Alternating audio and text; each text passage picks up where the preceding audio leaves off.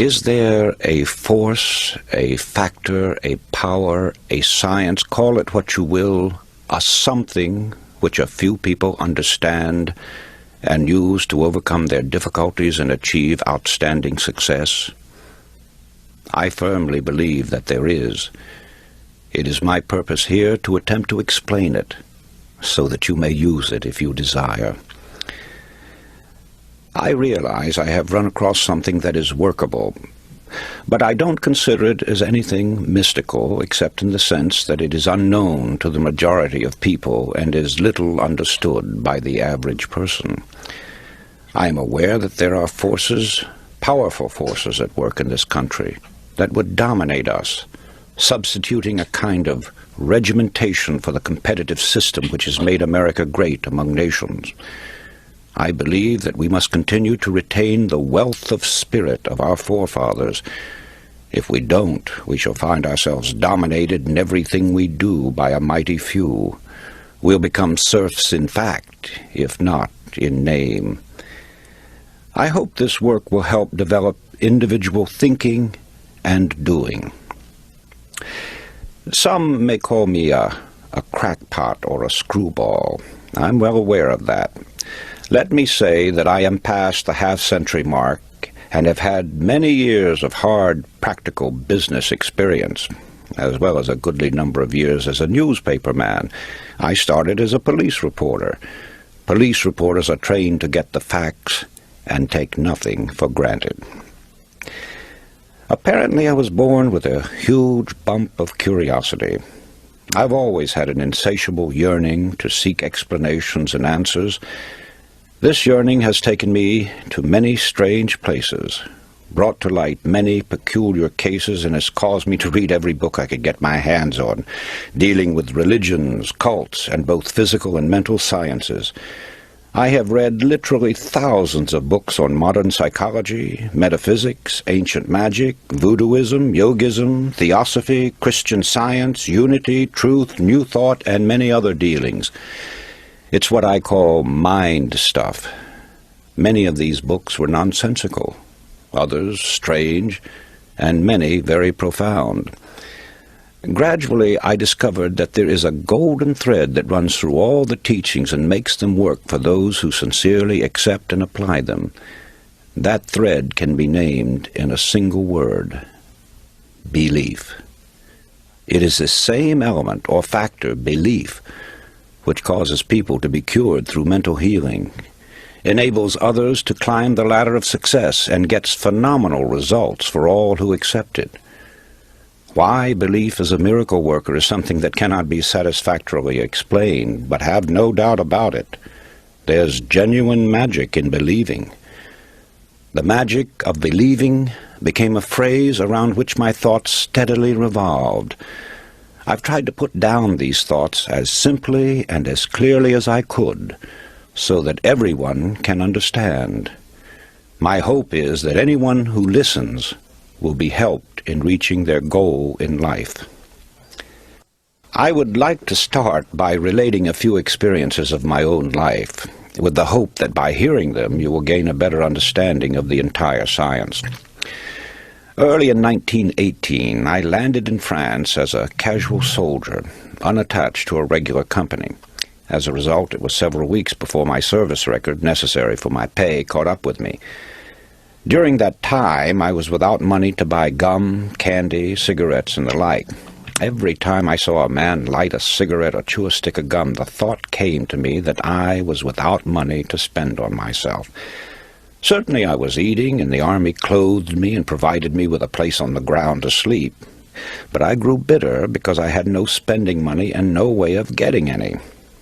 One night, en route to the forward area on a crowded troop train, sleep was out of the question. I made up my mind then that when I returned to civilian life, I would have a lot of money. The whole pattern of my life was altered at that moment.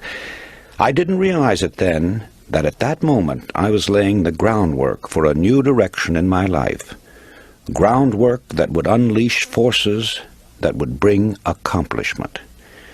As a matter of fact, the idea that I could, with my thinking and believing, develop a fortune never entered my mind.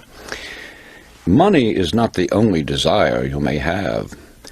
It doesn't matter to what end this science is used, it will be effective in achieving the object of your desires.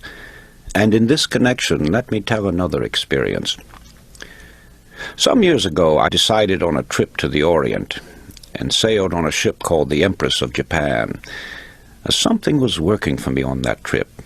I had no claim to anything but ordinary service. However, I sat at the executive officer's table and was frequently his personal guest in his quarters as well as on inspection trips through the ship. Well, naturally, the treatment I received made a great impression on me, and in Honolulu I often had the thought it would be nice to receive comparable treatment on my journey home on another ship. One afternoon I got the sudden impulse to leave for the mainland. It was about closing time when I arrived at the ticket agency. I was told that a ship was leaving the next day at noon, and I could get the only remaining cabin ticket. I bought it, and the next day, just a few minutes before noon, I started up the gangplank. In an offhand manner I said to myself, "They treated you as a king on the Empress of Japan. The least you can do here is sit at the captain's table." "Sure, you'll sit at the captain's table."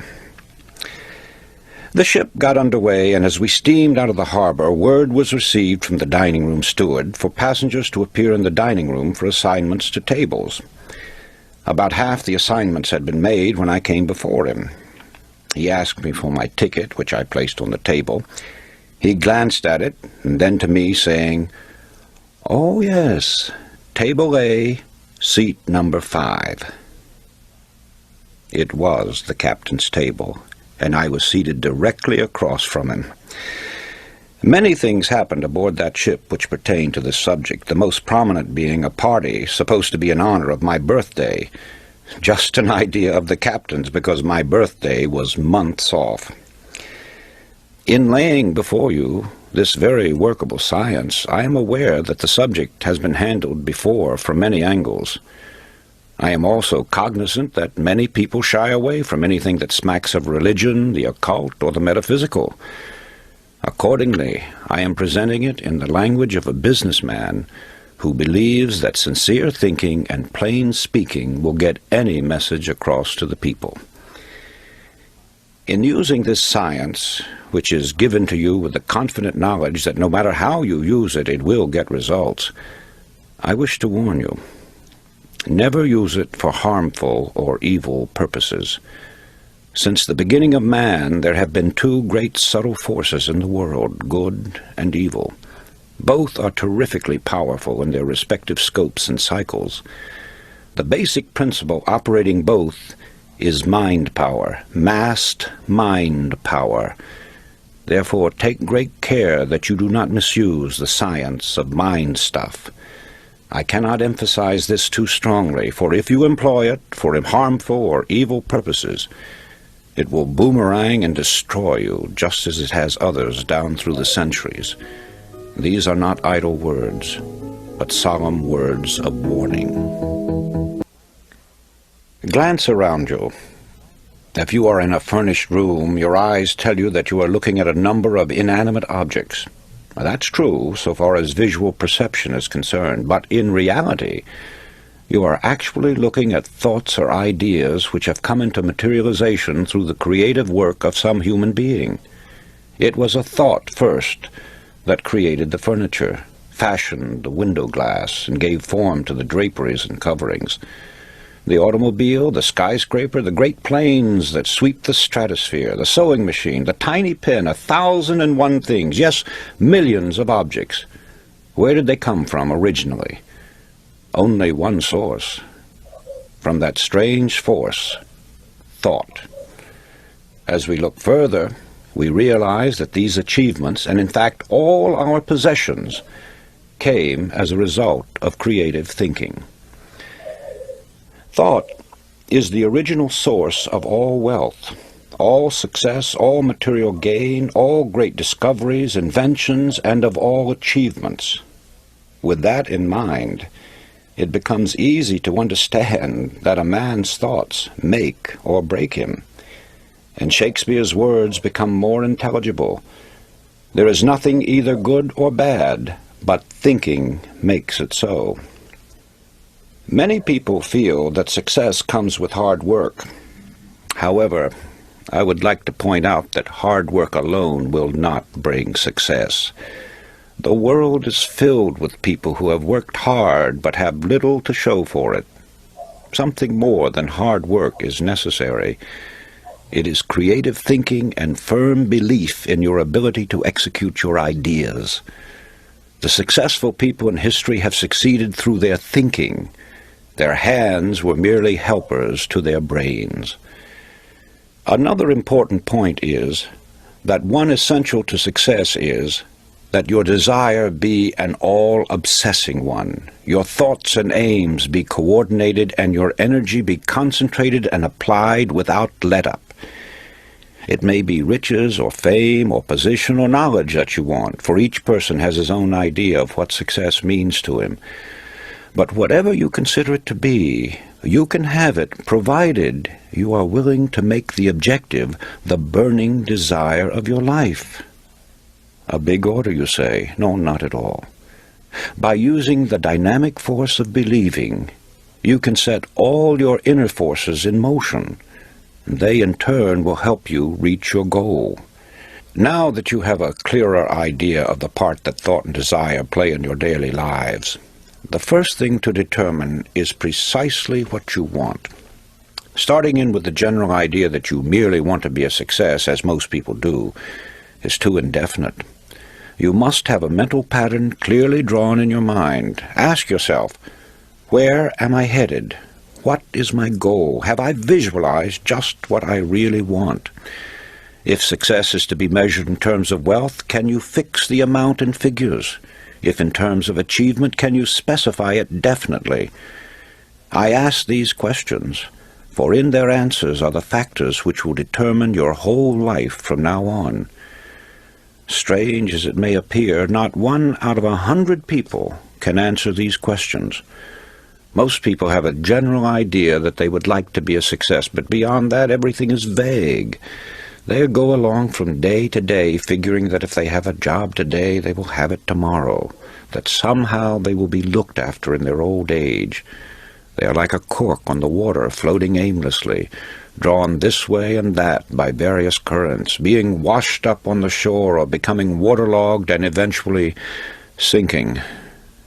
Therefore, it is vital that you know what you want out of life. You must know where you are headed, and you must keep a fixed goal in your view. Only then will you get what you are after. So, you begin with desire if you ever hope to achieve anything or gain more than you have now. However, as we shall see, there is more to it than mere desire. It has been said that thought attracts that upon which it is directed. Thought attracts that upon which it is directed. It was Job who said, "For the thing which I greatly feared is come upon me." Our fearful thoughts are just as creative or just as magnetic in attracting troubles to us as are the constructive and positive ones in attracting positive results. So no matter what the character of the thought, it does create after its kind. When this sinks into a man's consciousness, he gets some inkling of the awe-inspiring power which is his to use. I cling to the theory that while thoughts do create and exercise control far beyond any limits yet known to man, they create only according to their pitch, intensity, emotional quality, depth of feeling, or vibratory plane. In other words, comparable to the wavelength and wattage of a radio station, thoughts have a creative or controlling force in the exact ratio of their constancy, intensity, and power. Let me try to clarify that. While many explanations have been offered, no one knows whether thought is a form of electrical energy or something else yet to be defined. But I have been an experimenter in that branch of electricity known as high frequency, pioneered by the great genius Nikola Tesla. And whenever I think of thought and its radiations and vibrations, I instinctively link them up with electricity and its phenomena. In this manner they become more understandable to me. All persons living in high altitudes have felt and sometimes observed the electric spark resulting from walking across the room, then touching some metallic substance. That, of course, is a form of static electricity generated by friction. It gives you an idea of how one kind of electricity can be developed through the body. Sigmund Freud, the famous Austrian psychoanalyst, brought the world's attention to the hypothesis that there was a powerful force within us, an unilluminated part of the mind, separate from the conscious mind, constantly at work molding our thoughts, feelings, and actions. Others have called this division of our mental existence the soul. Some call it the superego, the inner power, the superconsciousness, the unconscious, the subconscious, and various other names. It isn't an organ or so-called physical matter such as we know the brain to be. Nevertheless, it is there, and from the beginning of recorded time, man has known that it exists. The ancients often referred to it as the spirit. Paracelsus called it the will. Others have called it the mind, an adjunct to the brain. Some have referred to it as conscience, the creator of the still, small voice within. Still others called it intelligence, and have asserted that it is a part of the supreme intelligence to which we are all linked. No matter what we call it, I prefer the word subconscious. It is recognized as the essence of life, and the limits of its powers are unknown. It never sleeps. It comes to our support in times of great trouble. It warns us of impending danger. Often it aids us in what seems impossible. It guides us in many ways, and when properly employed, performs so-called miracles. Perhaps the most effective method of bringing the subconscious into practical action is through the process of making mental pictures, using the imagination, perfecting an image of the thing or situation as you would have it exist in physical form. This is usually referred to as visualization. However, before this visualization can work, you must really believe. I refer now to deep-seated belief, a firm and positive conviction that goes through every fiber of your being. When you believe it heart and soul, as the saying goes. Now call it a phase of emotion, a spiritual force, a type of electrical vibration, anything you please, but that's the force that brings outstanding results. It sets the law of attraction into operation and enables sustained thought to correlate with its object. This belief changes the tempo of the mind or thought frequency, and like a huge magnet, draws the subconscious forces into play, changing your whole aura and affecting everything about you, and often people and objects at great distances. It brings into your individual sphere of life results that are sometimes startling, often results you never dreamed possible. Gustave Gellé, the distinguished French psychologist and author of From the Unconscious to the Conscious, once wrote, "There is no artist, man of science, or writer of any distinction, however little disposed to self-analysis, who is not aware by personal experience of the unequaled importance of the subconscious." He also said that the best results in life were obtained by a close harmony and cooperation between the conscious and subconscious mind. As the subconscious plays a very important part in the magic of believing, it will bring you to a quicker understanding of this science if you have a clear and detailed picture of what the subconscious mind is, where it is located, and how it functions. Now, it is the conscious mind that is the source of thought. Also, it's the mind that gives us the sense of awareness in our normal waking life, the knowledge that we are ourselves, here and now, the recognition and understanding of our environments, the power to rule over our mental faculties, to recall the events of our past life, and to understand our emotions and their significance. More concretely, it enables us to have a rational understanding of the objects and persons about us, of our successes or shortcomings, of the validity of an argument, or the beauty of a work of art. Many times the solution of our problems result from the use of the conscious mind. But now and then, when the solution is not forthcoming, we become exhausted with continued trying. We begin to lose confidence in ourselves, and we often resign ourselves to the idea that we have failed, that nothing can be done about it. Here is where the subconscious mind comes in. It helps us to renew our belief in ourselves. It assists us to overcome our difficulty and to put us on the road to achievement and success. Just as the conscious mind is a source of thought, so the subconscious is the source of power. Also, it is one of the greatest realities in human life. It is rooted in instinct and is aware of the most elemental desires of the individual, yet it is always pressing upward into conscious existence.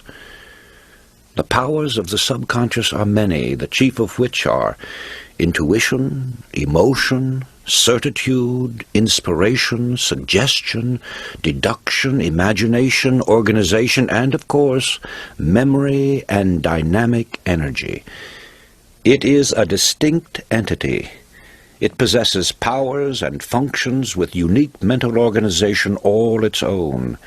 Now, the subconscious mind has three primary functions. First, with its intuitive understanding of the bodily needs, it maintains and preserves the well-being and indeed the very life of the body, unaided by the conscious mind. Second, in times of great emergency, it springs into immediate action, again independent of the conscious mind. It takes supreme command, acting with incredible certitude, rapidity, accuracy, and understanding in the saving of the life of the individual. Third, it is operative in the psychic world, in which the psychic powers of the subconscious are manifested in such phenomena as telepathy, clairvoyance, and psychokinesis.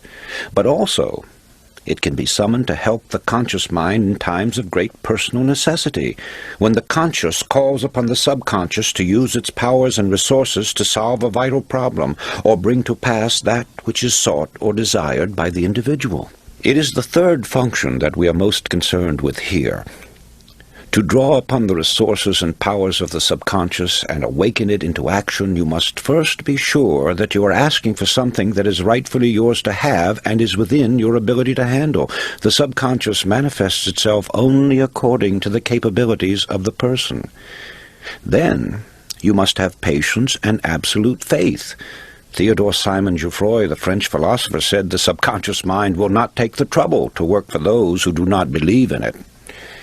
Next, in conveying your need to the subconscious, it must be in the spirit that the work has already been done. So while it is necessary for you to feel and think yourself successful, it is important for you to go one step further and actually see yourself as already successful, either in the performance of some selected task or as actually occupying the position to which you are aspiring. For the next and final step, you must wait patiently while the subconscious is assimilating the elements of your problem and then goes about its own way to work it out for you.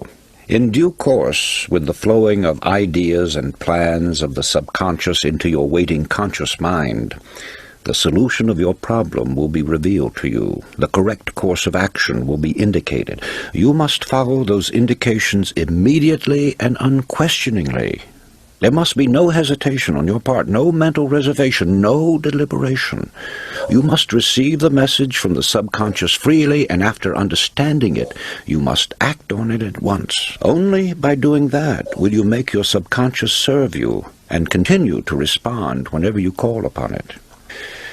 However, your problem may be one that cannot be solved in such a manner. Instead of receiving the solution in the form of a blueprint, as it were, you may instead feel some mysterious force urging you at intervals to do certain things that seem to have no special significance or logical connection. Nevertheless, you must continue to believe in the power and the wisdom of the subconscious and obediently perform the seemingly irrelevant things. One day you will find yourself in the position you sought through the aid of the subconscious, and doing the work you envisioned for yourself. Then, when you look back, you will see how the things you were called upon to do all formed a logical line of events, the last one of which was your final arriving, the reward of your sincerest hopes and desires, your own triumphant personal success. After studying the various mystical religions and different teachings and systems of mind stuff, one is impressed with the fact that they all have the same basic modus operandi, and that is through repetition. The repeating of certain mantras, words, formulas, or just plain mumbo-jumbo is common with witch doctors, voodoo high priests, hexers, and many other followers of strange cults. They use them to evoke the spirits or work black magic. One finds the same principle at work in chants, incantations, litanies, daily lessons, also the frequent praying of the Buddhists and Muslims alike, the affirmation of the Theosophists and the followers of unity, the absolute, truth, new thought, divine science. In fact, it is basic to all religions, although here it is white magic instead of black magic. This brings us to the law of suggestion, through which all forces operating within its limits are capable of producing phenomenal results. That is, it is the power of suggestion and autosuggestion, your own to yourself, or heterosuggestion coming to you from outside sources, that starts the machinery into operation or causes the subconscious mind to begin its creative work. And right here is where the affirmations and repetitions play their part. It's the repetition of the same chant, the same incantation, the same affirmations that lead to belief.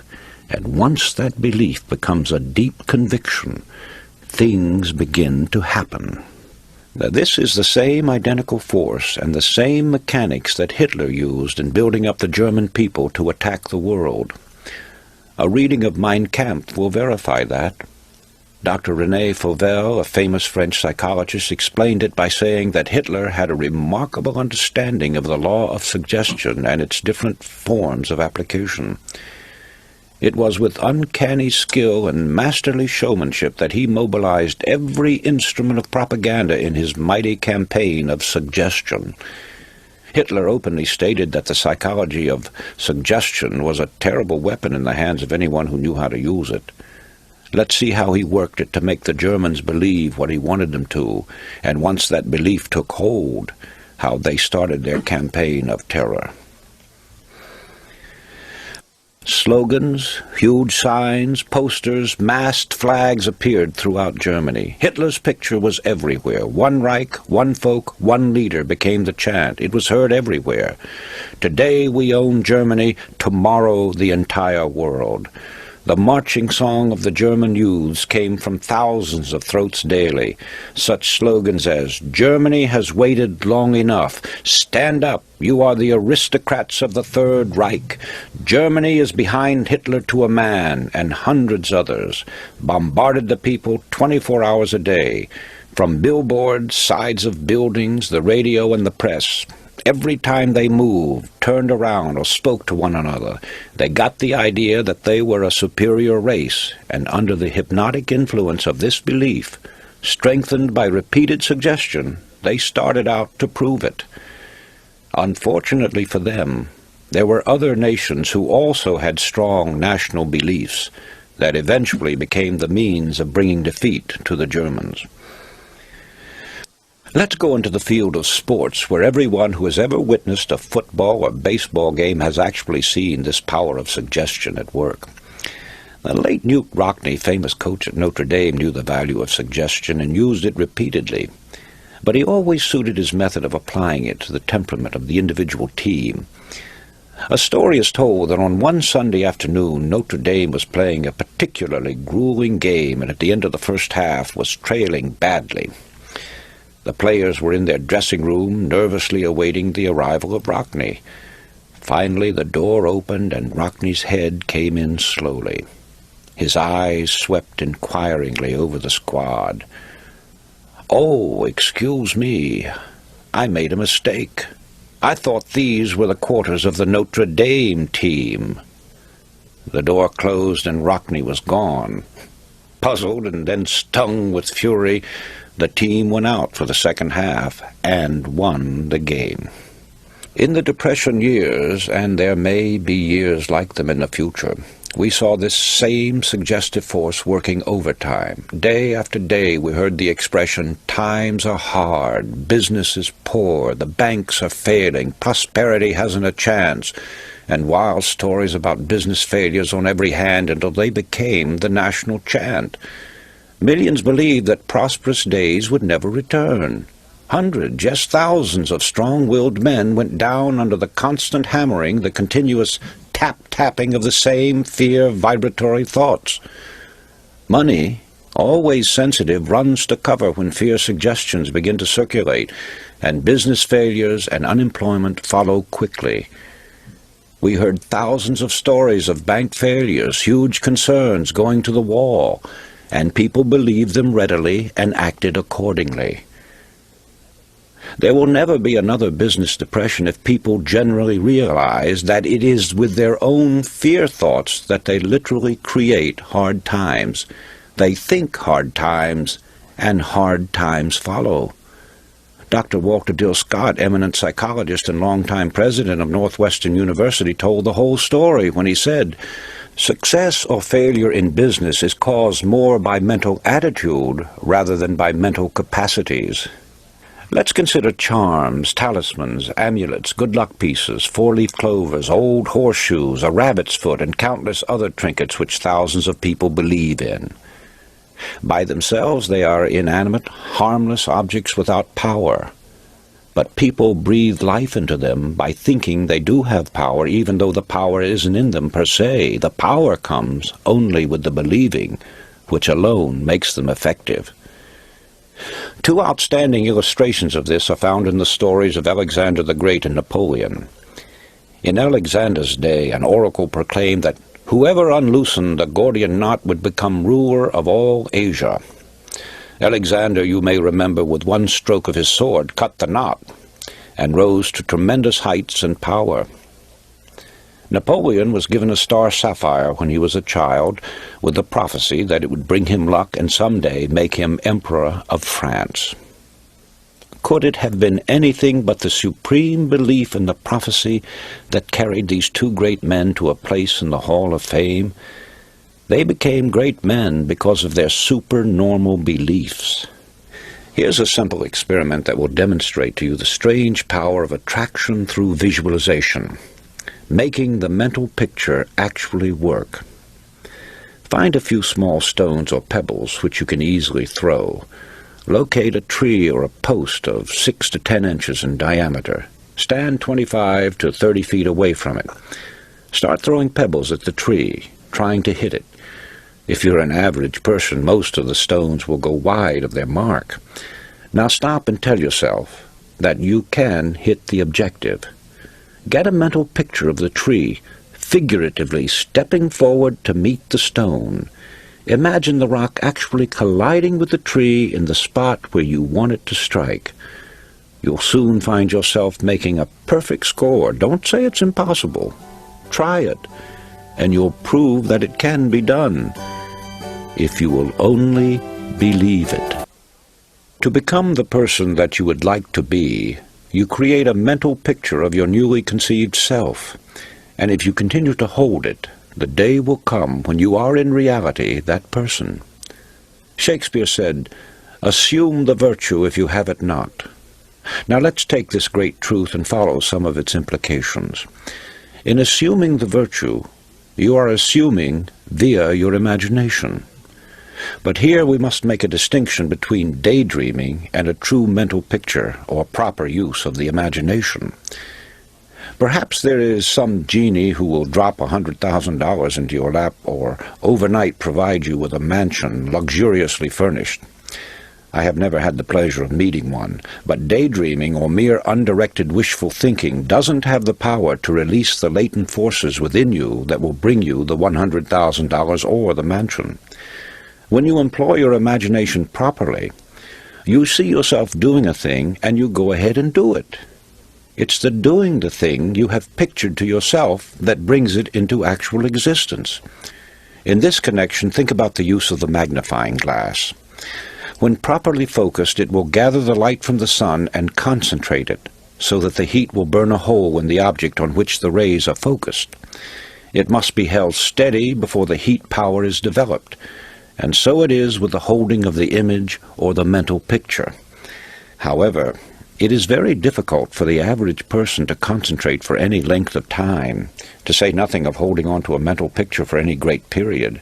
You are constantly being swayed by what you read and hear, and as a result, the coordinating part of this creative force turns to gathering together all these scattered elements in a focused mass, instead of devoting itself to making a clear and dynamic picture of your desire. Often I have thought of this matter of desire and suggestion in connection with the planting of vegetable or flower seeds. Once the soil is prepared and the tiny seeds are placed in it, it only takes a short time until they begin to root and sprouts begin to appear. The moment they start upward through the soil in search of light, sunshine, and moisture, obstacles mean nothing to them. They will push aside small stones or bits of wood, and if they can't do that, they'll extend themselves and grow around them. So it can be with you and the suggestions you give to your subconscious mind. The results will be pure or complex, depending upon the original seed and the attention which you give it. In other words, plant the right kind of seed, and habitually feed it with strong affirmative thought, always directed toward the same end. It will grow into a mighty force, finding ways and means of overcoming all obstacles. I have been in the private offices of a great many industrial leaders, businessmen, great bankers, and others. Long before this magic of belief was understood by me, I was impressed with the pictures, photographs, slogans, bits of statuary, and so forth, which were to be found in the inner sanctums of great firms. Undoubtedly, many of you have seen or heard of such displays, but has it ever occurred to you what their purpose was? There can only be one answer, and that is, they serve as a constant reminder, getting the picture over to the occupant of the room, that he too can succeed as those did before him. In common with other great men, Thomas A. Edison obviously knew the value of the repeated suggestion and made use of it. Among the articles found in his desk was a piece of paper that said, "When down in the mouth, remember Jonah. He came out all right." Edison must have thought well of that expression and perhaps reflected much upon it. So, let's get down to the mechanics. Find yourself 3 or 4 cards. Ordinary business cards will do. In your office, your home, your room, or any other place where you can have privacy, sit down and ask yourself what you desire above everything else. When the answer comes and you are certain that it is your uppermost desire, then at the top of one card, write a word picture of it. 1 or 2 words may be sufficient. A job, a better job, more money, a home of your own. Then on each card, duplicate the word picture from the original. Carry one in your billfold or handbag. Place another alongside your bed or fasten it to your bedstead. Place another on your shaving mirror or dressing table, and still another on your desk. The whole idea, as you may have guessed, is to enable you to see mentally the picture at all hours of the day. Just before going to sleep at night and upon waking in the morning are 2 very important moments of the 24 hours in which to concentrate upon your thoughts with added force. But don't stop just with those 2 periods. The more often you can visualize the desire by this method, or one of your own devising for that matter, the speedier the materialization. At the start, you may have no idea of how the results are to come. Don't worry. Just leave it to the subconscious mind, which has its own ways of making contacts and of opening doors and avenues that you may never even have thought of. You will receive assistance from the most unexpected sources. You may be suddenly struck with the idea of seeing a person that you have not heard from in a long time, or calling upon a man you've never seen before. You may get the idea of writing a letter or making a telephone call. Whatever the idea is, follow it. It cannot be too strongly emphasized that you should tell no one just what the words on the cards mean. Don't give anyone an inkling of what you desire. The truth is that when you talk about what you're going to do, you scatter your forces. You lose the close connection you have with the subconscious, and you frequently find that unless you do as directed, you will have to start all over again in your program of achievement. Go and tell no man still holds true. Suppose you want a better job or promotion. Not only use the cards, but keep telling yourself constantly and continuously that you are going to get that job. You have already visualized it if you have accepted this science, but the repetition will be the means of driving the suggestion deeply and firmly into the subconscious mind. This may be compared to driving a nail into a board. The first tap puts the nail in place, but it is only by a number of heavy strokes that the nail is driven home. It has been my observation that those who consciously use this science, as well as those who may be using it unconsciously, are people of tremendous energies, virtually human dynamos. They are people who not only use their imagination and hold strong beliefs and convictions, but they are great doers in action. And that brings me to this most important statement. Faith without action is dead. Now, there is another device which I call the mirror technique. Before explaining it, I want to tell you how I happened to discover what a truly wonderful thing it is and how it can be used to bring quicker and more effective results. Many years ago, I was the dinner guest of a very wealthy man who owned many patents covering logging and sawmill machinery. He had invited a number of newspaper publishers, bankers, and industrial leaders to his suite in a prominent hotel in order to explain a new method he had devised for mill operations. Dinner was late in being served, and as there had been plenty of liquor offered, the host found himself in an embarrassing state of intoxication. Just before dinner was served, I noticed him staggering into his bedroom and pulling himself up abruptly before his dresser. Thinking I might help him, I followed him to the door of his room. As I stood there, I saw him grab the edge of the dresser top with both hands and stare into the mirror, all the time mumbling as a drunken man sometimes does. Then his words began to make sense, and I moved back a little to watch the performance. I heard him say, "John, you old... They tried to get you drunk, but you're going to fool them. You're sober. Cold sober. This is your party, and you've got to be sober." As he kept repeating these words while continuing to stare at the reflection of his eyes in the mirror, I noticed that a transfiguration was taking place. His body was becoming more erect. The muscles of his face were tightening, and his drunken look was disappearing. The whole performance was over in about 5 minutes, but in all my experience as a newspaper man, and more especially as a police reporter, I had never seen such a rapid change. Not wanting him to know that I'd been watching him, I made for the bathroom. When I got back to the dining room, I found the host at the head of the table, and while his face was still a little flushed, to all appearances he was sober. At the end of the dinner, he presented a very dramatic and convincing picture of his new plans. It wasn't until long afterwards, when I got a better understanding of the power of the subconscious mind, that I understood the science involved in transforming the obviously drunken man into a cold, sober host. Many great orators, preachers, actors, and statesmen have used this mirror technique for years. Winston Churchill, according to Drew Pearson, never made a speech of importance unless he made it before a mirror first. Woodrow Wilson also employed the same technique. It's what I call a supercharging method of stepping up the subconscious forces. This mirror technique gives a clue to the power and magnetism of Billy Sunday, the great evangelist.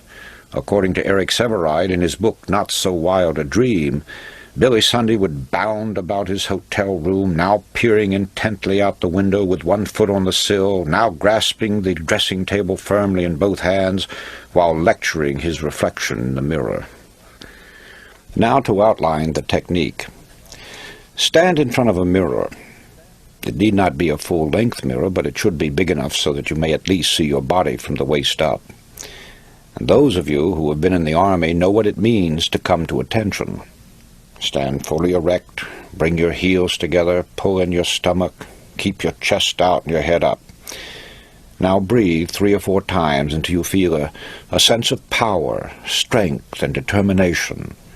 Next, look into the very depths of your eyes. Tell yourself that you're going to get what you want. Name it out loud so that you can see your lips move and you can hear the words. Make a ritual of it. Practice doing it at least twice a day, mornings and evenings, and you'll be surprised at the results.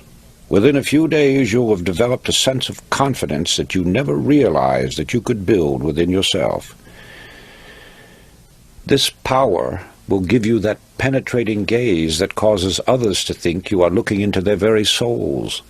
Sooner or later there will come an intensity that will reveal the intensity of your thought. Emerson wrote that every man carries in his eyes the exact indication of his rank. Remember that your own gradation or position in life is marked by what you carry in your eyes. So develop eyes that say confidence. The mirror will help you. A word of warning here. I take it for granted that none of you assume that the techniques I'm showing you here is an open sesame to riches and fame overnight. Certainly it wouldn't be wise to rush into undertakings far beyond your capabilities or your development. But by using this science, you could learn the various steps which will take you to the top. But you must have a plan of action before any program is undertaken. You've got to know what you want and be specific about it. As long as you hold on to the mental picture of your idea and begin to develop it with action, nothing can stop you from succeeding. For the subconscious mind never fails to obey any order given to it clearly and emphatically. In this section, I want to talk about several points that I think pertain to mind stuff. Call it a potpourri. We seldom realize how much our emotional vibrations affect others and how much we're affected by theirs. An extremely nervous person in a position of authority can put nearly every person associated with him into a nervous state. It's always important to remember that a negative person can raise havoc in an organization or a home. The same amount of damage can be done by a strong negative personality as good can be done by a positive one. When the two are pitted together against one another, the negative frequently becomes the more powerful. To get a better understanding of the effect of these suggestive vibrations, you need only to read your varying feelings when entering different offices or homes. The atmosphere, which is the creation of the people living there, can be instantly detected as being upsetting, disturbing, tranquil, or harmonious. The vibrations set up by others affect us much more than we realize. We take on the characteristics of those with whom we are more or less constantly associated. If you want to remain a positive type, avoid associating too much with anyone who has a negative or pessimistic personality. This brings me to another point. A person who desires riches must go where the riches are. Alone on a desert island, a man would probably have a tough time eking out a living, to say nothing of trying to amass a fortune. So it is in everyday pursuits. Therefore, if you want money, you have to associate yourself with people who have it or who know how to make it. This may sound rather gross, but the truth is that if it's money you're after, you must go where it is and where it is being spent. Also, you must become personally acquainted with those who have the authority to spend it. If you're a salesman selling advertising, and you know the head of the firm is the man with the final say, it's a waste of time trying to convince minor clerks and junior executives. The same holds true if you're trying to sell other commodities, or what is more important, trying to sell yourself. And finally, the right mental attitude. Being properly attired, keeping your eyes straight ahead and fixed on your goal, throwing around you the proper aura, which is done by an act of your imagination or an extension of your personal magnetism, will work wonders.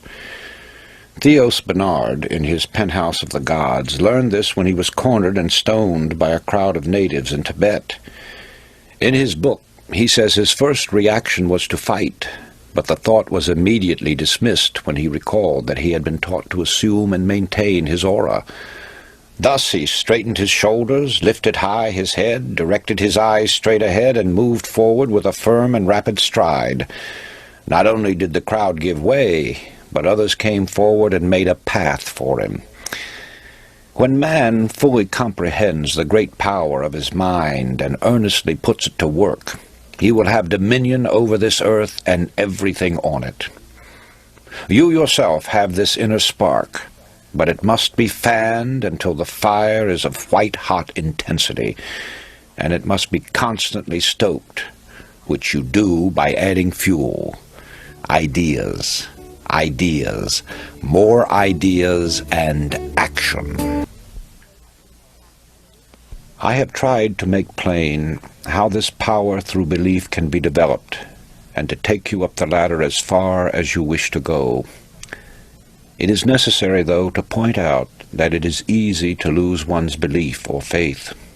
Thousands have risen to great heights of success only to stumble, roll, or fall to undreamed-of depths. Others, seeking health, have appeared to be more or less miraculously cured, only to find that in later years or even months there is a recurrence of their ailments. There are many weakening factors and influences, all suggestive in nature, which we, in unguarded moments, allow to slip into our subconscious minds. Once these influences begin their destructive work, they can undo all the good accomplished by our constructive forces. So step out in front, head toward the sun, keep facing it, and the dark shadows will not cross your path.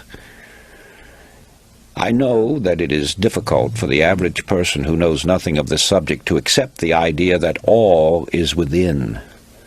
But surely the most materialistic person must realize that as far as he himself is concerned, nothing exists on the outside plane unless he has knowledge of it or unless it becomes fixed in his consciousness. It is the image created in his mind that gives reality to the world outside of him. Happiness, sought by many and found by few, therefore is a matter entirely within ourselves. Our environment and the everyday happenings of life have absolutely no effect on our happiness except as we permit mental images of the outside to enter our consciousness. Happiness is wholly independent of position, wealth, or material possessions. It is a state of mind which we ourselves have the power to control. And that control lies with our thinking. Emerson said, "What is the hardest task in the world? To think."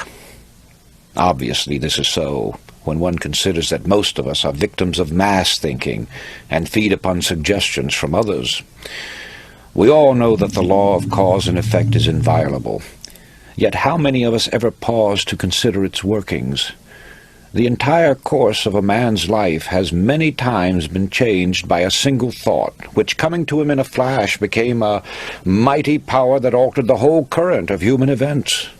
History is replete with the stories of strong-minded, resolutely willed individuals who, steadfastly holding to their inner convictions, have been able to inspire their fellow man and in the face of tremendous and determined opposition have literally created out of nothing great businesses, huge empires, and new worlds. They had no monopoly of thought power. You and every man and woman have it. All you have to do is use it. You will then become the person you envisage in your imagination.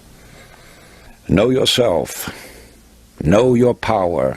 Faithfully use the cards and the mirror techniques, and you will get results far beyond your fondest expectations. Just believe that there is a genuine creative magic in believing, and magic there will be, for belief will supply the power which will enable you to succeed in everything you undertake. Back your belief with a resolute will, and you will become unconquerable. A master of men among men, yourself.